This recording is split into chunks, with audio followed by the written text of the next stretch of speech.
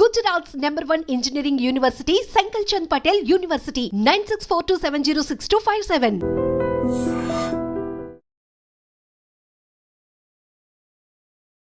నమస్తే, welcome back to IT media. నేను మీ Jhansi. Green card కావాలి అనుకున్నప్పుడు, యుఎస్ వెళ్ళాలి, అక్కడే సెటిల్ అవ్వాలి అనుకున్నప్పుడు చాలా ప్రాసెస్ అయితే మనం చేస్తూ ఉంటాము. అందులో one of the thing I-140 process. మరి ఇది ఎలా చేయాలి, దీనికి రెగ్యులేషన్స్ ఏంటి, ఇప్పుడు తెలుసుకుందాం. ప్రస్తుతం అంతా ఉన్నారు ఇమిగ్రేషన్ అడ్వకేట్ పృథ్వీ గారు. నమస్తే సార్. నమస్తే sir. What is the process of I-140? అసలు ఏంటిది? చాలామందికి అవేర్నెస్ లేదు. వాట్ ఈస్ I-140 అండ్ దానికి ఎలా మనం ఈ ప్రాసెస్ అంతా నడిపించాలి? I-140 is something called permanent residency in US. అక్కడ పర్మనెంట్ జాబ్ కోసం వెళ్ళే ప్రక్రియ. And by that it's we call it is green card, acquiring green card గురించి జరిగేటువంటి ఒక పద్ధతి అని చెప్పచ్చు. దీని 3 స్టెప్స్ కింద చెప్పచ్చు అమ్మా. First step and second step is the company employer step. వాడు ఏం చేస్తాడంటే పర్మనెంట్ లేబర్ లైసెన్స్ తెచ్చుకుంటాడు. అంటే ఒక కంపెనీ ఉంది అనుకుందాం, లెటెస్ట్ ఈ iDream అనే కంపెనీ ఉంది. ఈ iDream అనే కంపెనీకి ఒక 10 మంది ఒక యుఎస్ నుంచి ఎంప్లాయీస్ కావాలి. యుఎస్ నుంచి ఎంప్లాయీస్ కావాలి అనుకుంటే ఫస్ట్ వాడు ఏం చేస్తాడంటే అప్లికేషన్ పెట్టుకుంటాడు. పర్మనెంట్ లేబర్ లైసెన్స్ కోసం పెడతాడు. పర్మనెంట్ లేబర్ లైసెన్స్లో ఏంటంటే వాడు అప్లై చేసినప్పుడు వాడు ఈ 10 మంది నీకు తెచ్చుకునేటప్పుడు ఇక్కడ ఇండియన్స్ ఎందుకు తీసుకురాలేదు అని అడుగుతాడు.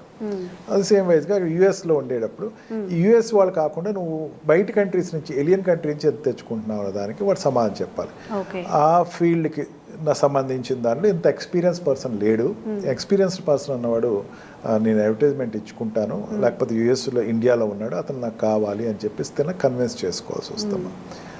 ఆ రకంగా వాడు I-140 ఇచ్చిన తర్వాత 1 డేలోనే అది త్రూ అయి పంపించేస్తాడు. తర్వాత ఇమీడియట్గా వాడు చేసేదంటే నెక్స్ట్ అడ్వర్టైజ్మెంట్ చేయాలమ్మా. ఓకే. I-140 అప్లై చేసేటప్పుడు బాగా కాషియస్గా వాళ్ళు ఏం పెట్టుకుంటారంటే మైండ్లో, ఫీజు కట్టినప్పుడు I-140కి ఈ ఎంప్లాయీ అన్నవాడు ఇక్కడ నాకు దొరకట్లేదు అన్నది కన్విన్స్ అయితేనే ఆ పర్మిషన్ ఫస్ట్ ఎంప్లాయర్కి వస్తుంది. ఒకసారి ఎంప్లాయర్ వచ్చిన తర్వాత వాడు వెంటనే అడ్వర్టైజ్మెంట్ ఇస్తాడు. అడ్వర్టైజ్మెంట్ ఇచ్చినప్పుడు వచ్చినటువంటి వాళ్ళలో యుఎస్లో ఉన్న వాళ్ళు ఎవరు లేరు అన్నదాన్ని వచ్చిన తర్వాత నెక్స్ట్ ప్రాసెస్ స్టార్ట్ చేస్తాడు. అప్పుడు ఈ ఎక్స్ ఎంప్లాయీ ఎవరైతే వెళ్దాం అనుకున్నాడో వాడి పేరుని నేను సెలెక్ట్ చేసుకున్నాను, వీడు ప్రాసెస్ చేయండి అని పేపర్స్ పంపుతాడు. వాడు ఇది 2 రకాలుగా ఉంటారమ్మా. Already existing US non immigrant, already అమెరికాలో ఉండేటువంటి నాన్ ఇమిగ్రెంట్స్ ఎవరు ఉంటారమ్మా? F1 వీసాలో కానీ, B2 వీసాలో కానీ, లేకపోతే F1 వీసాలో కానీ, లేకపోతే H1B వీసాలో ఉన్న వాళ్ళు ఉంటారు. F1 వీసా వాళ్ళు ఉండరండి, స్టూడెంట్ వీసాలో దీంట్లో ఉండరు. H1B వీసాలో కానీ, F1 వీసాలో కానీ, B2 వీసాలో కానీ, డిపెండెంట్ వీసాలో ఉన్న వాళ్ళు కానీ వీళ్ళు ఉంటారు అక్కడ.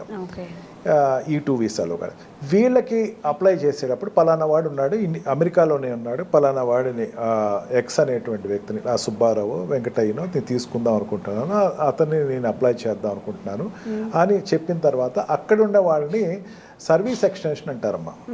అంటే వాళ్ళకి ఎక్స్టెన్షన్ సర్వీసెస్. అంటే ఆల్రెడీ H1B నుంచి పర్మనెంట్ రెసిడెన్సీ వస్తుంది. అదే కాకుండా ఇండియా నుంచి ఎవరైనా తెచ్చుకుంటున్నాను ఇట్లాగా దీనికోసం అని చెప్పేసరికి వాడికి ఇంటర్వ్యూ కండక్ట్ చేస్తారన్నమాట. వాడికి మన వీసా ప్రాసెస్ ద్వారానే వెళ్తారు. వీసా ప్రాసెస్లో వెళ్ళినప్పుడు వాడిని అడిగే క్వశ్చన్స్ వాడిని అడుగుతారు. అదంతా అయిపోయిన తర్వాత వాడు 485 డాక్యుమెంట్, వాడు I-485 డాక్యుమెంట్ వాడు సబ్మిట్ చేస్తాడు. అంటే తన గురించి చెప్పుకుంటే వాడు అప్లికేషన్ ఇస్తాడు అన్నమాట. ఆ అప్లికేషన్ ఇచ్చిన తర్వాత దాని త్రూ అయ్యి వాడికి లెటర్ వస్తుంది, నీకు ఇగో నీ జాబ్ ఇది పర్మనెంట్ రెసిడెన్సీ లేకపోతే గ్రీన్ కార్డ్ అన్నది ఇచ్చాము అని చెప్పేసి వాడు గ్రీన్ కార్డ్ ఇవ్వడం జరుగుతుంది అనమాట. ఆ గ్రీన్ కార్డ్ వచ్చిన తర్వాత ఒక 5 years నుంచి 10 years మధ్యలో వాడు పర్మనెంట్ సిటిజన్షిప్కి అప్లై చేసుకుంటాడు. అంటే from H1B visa or L1 visa or what we call E3 or E2 or ఈ వీసాస్ నుంచి మధ్యలో సిటిజన్షిప్కి అప్లై అయ్యేటప్పుడు మధ్యలో ఒక ట్రాన్స్ పీరియడే గ్రీన్ కార్డ్ అమ్మ. ఆ గ్రీన్ కార్డ్కి అప్లై చేసుకుని ఆ గ్రీన్ కార్డ్లో వాడు he will first get the permanent residentship. ఎందుకంటే పర్మనెంట్ ఎంప్లాయ్మెంట్ వచ్చింది కదా, పర్మనెంట్ లేబర్ లైసెన్స్ తెచ్చుకున్నాడు కదా, పర్మనెంట్ లేబర్ లైసెన్స్ ఎంప్లాయర్ ద్వారా తెచ్చుకున్నాడు కదా, ఎంప్లాయర్ తీసుకొచ్చిన పర్మనెంట్ లేబర్లో వాళ్ళు ఈ వ్యక్తిని నేను ఇక్కడ పర్మనెంట్గా జాబ్ పెట్టదలుచుకున్నాను అని పర్మిషన్ తెచ్చుకున్నాడు. అంటే ఇట్ ఈస్ నథింగ్ బట్ వాడు రిటైర్మెంట్ అయ్యే వరకు అక్కడ వర్క్ చేసుకోవచ్చు. ఆ అప్లికేషన్ ద్వారా ఈ వ్యక్తి, ఈ సుబ్బయ్య అనేవాడు, వెంకయ్య అనేవాడు అక్కడ he will be able to continue his period for remaining period. Okay. జనరల్గా ఏంటంటే ఈ ప్రాసెస్ చెప్పడం వాళ్ళు చాలా చెప్పేదంటే అంతా 6 monthsలో అయిపోద్ది అంటారు, కానీ కంపెనీ దగ్గర అప్లై చేసిన తర్వాత ప్రేమ్ అంటారమ్మా, అంటే పర్మనెంట్ లేబర్ లైసెన్స్ తెచ్చుకునేటప్పుడు ప్రేమ్ అంటుందని. ఆ ప్రేమ్ తెచ్చుకునేటప్పుడు ఆ కంపెనీ ఖచ్చితంగా చెప్పగలగాలి, ఎస్ నాకు ఈ లేబర్ లైసెన్స్ పలానా ఇంతమంది వ్యక్తులు కావాలి, 10 మంది ఎంప్లాయ్మెంట్ కావాలి, ఐ డ్రీమ్కి 10 మంది ఎంప్లాయీస్ కావాలి, వీళ్ళు యుఎస్లో ఉన్నారు, లేకపోతే వీళ్ళు యుగాండాలో ఉన్నారు, లేకపోతే వీళ్ళు లండన్లో ఉన్నారు చెప్పగలగాలి. అది త్రూ అయితేనే కానీ ఈ సుబ్బయ్య వెంకయ్య అనేవాడు అక్కడ రెసిడెన్సీ తెచ్చుకోవడానికి అవ్వదు. మోస్ట్లీ ఏంటంటే H1B వీసా వాళ్ళు, L1 వీసా వాళ్ళు, ఈ వీసాలో ఉన్న వాళ్ళు మాత్రమే ఇది అప్లై చేసుకుంటారు. Otherwise if at all that requirement అనేది ఇండియాలో ఉన్న కూడా వాళ్ళు తీసుకుంటారు అన్నమాట. దీనిలో delay of taking the country అనుకుంటే కనుక ఇండియాకి చైనాకి నుంచి తీసుకునేటప్పుడు మాత్రం కొంచెం డిలే అవుతుందమ్మా.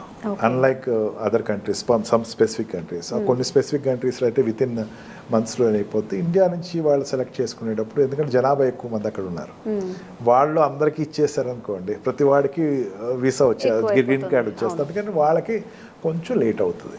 It will take 1 or 2 years పడుతుంది. మీను లోపల 1 year లోపల వచ్చేది ఉంటుంది. It depends upon the paper working of this people. Immigrant lawyer యొక్క రోల్ చాలా ఎక్కువ ఉంటుంది అమ్మ అక్కడ, ఎందుకంటే డాక్యుమెంటేషన్ అంతా అతనే చేస్తాడు. అతను మొత్తం ఆ పేపర్స్ అన్ని సబ్మిట్ చేయటం, ఆ కంపెనీ తరఫున ఇతను ఈ ఎంప్లాయీకి సంబంధించినటువంటి డాక్యుమెంటేషన్స్ అన్ని ఇన్ టైంలో సబ్మిట్ చేయటం, దాన్ని బట్టి అతని యొక్క ఈ వాట్ వి కాల్ I-140 అనేది తెచ్చుకుంటుంది ఉంటుంది. ఓకే సార్, ఇప్పుడు మనం అక్కడికి వెళ్ళాలన్నప్పుడు మీరు అన్నారు మనకి అండ్ చైనా వాళ్ళకి చాలా టైం పడుతుంది అని చెప్పి, మనం అప్లై చేయాలి అనుకున్నప్పుడు ఇక్కడ నుంచి ప్రాసెస్ ఏంటి? ఇక్కడి నుంచి అన్న స్పెసిఫిక్ ప్రాసెస్ ఉండదమ్మా. This green card is pertaining to H1B visa నుంచి కానీ or this what we call L1 వీసాలో వెళ్ళిన వాళ్ళకి మాత్రమే వస్తుందమ్మా. ఓకే. అండ్ అక్కడ ఉన్న వాళ్ళకి గ్రీన్ కార్డ్ అనేది అక్కడ ఉన్న వాళ్ళకే రెసిడెన్షిప్ వస్తుంది, ఇండియన్స్కి రాదమ్మా అంత ఈజీగా. ఇండియన్స్ అప్లై చేసేటప్పుడు అంటే కొన్ని రేర్ కండిషన్స్ అనేది తీసుకుంటారు. రేర్ కండిషన్స్లో ఒక రేర్గా తీసుకునేవాడు ఉంటారు, దాంట్లో దట్ ఆ కంపెనీ సాటిస్ఫై చేయగలగాలి. మళ్ళీ ఇక్కడ వీసా రెగ్యులేషన్స్, మన రెగ్యులర్గా వీసా ఇంటర్వ్యూస్లో వాళ్ళు ఎంత ఖచ్చితంగా అడుగుతారు, అట్లాంటి క్వశ్చన్స్ అడుగుతారమ్మా. నువ్వు వెళ్ళిపోతున్నావు కానీ పేరెంట్స్ రేపొద్దున తీసుకురావు కదా, నువ్వు ఒక్కడే వెళ్ళిపోతావు, ఎన్నాళ్ళు ఉంటావు ఇక్కడ, ఆ కంపెనీ కాంట్రాక్ట్ ఎన్నాళ్ళు ఉన్నావు, తర్వాత తిరిగి వచ్చేస్తావా, నీకు ఇండియాలో ఉన్న అటాచ్మెంట్ ఏంటి, ఇది వాడు అక్కడ డిమాన్స్ట్రేట్ చేయాలి. ఇప్పుడు మనం చెప్పిన ఆన్సర్స్ బట్టి వాళ్ళు నోట్ చేసుకుంటారు కంపల్సరీ వాళ్ళు. మళ్ళీ మనం మన పేరెంట్స్ని తీసుకెళ్తామన్నా లేకపోతే ఇంకొంచెం ఎక్స్టెండ్ చేసుకుంటామన్నా they won't give, no doubt వాళ్ళు ఎవరు. ఇంకా ఓకే, ఫస్ట్ ఏంటంటే you have to create that, నేను అక్కడ జాబ్ వాడు అడిగాడు ఇస్తున్నాను, ఐ హ్యావ్ టు వెరిఫై అని చెప్పాలి. అండ్ కంపెనీ అనేది జనరల్గా ఇక్కడ మారుతున్నట్టు కంపెనీస్ మారనని చెప్పాలి. He has to satisfy that board, immigration బోర్డ్ని వాడు సాటిస్ఫై చేయాలి ఫస్ట్, వీసా బోర్డ్ని సాటిస్ఫై చేయాలి, ఆ తర్వాతే వాళ్ళకి వస్తుంది. Generally this H1B, this I-140 will be only for the Indians who are residing in America. Okay. Already వాళ్ళకి H1B వీసాలో కానీ L1 వీసా కానీ ఈ టూలో కానీ ఉంటారు వాళ్ళు ఆల్రెడీ, వాళ్ళకే వస్తుంది తప్ప కొత్తగా ఉన్న వాళ్ళకి అగైన్ వాళ్ళు H1B వీసా తెచ్చుకోవాలా. మీరు అడిగినట్టు వాడు H1B వీసా తెచ్చుకోవాలా, అక్కడ ఉన్నప్పుడు వాడు నాకు కావాలి అని కంపెనీ చెప్పగలగాలి.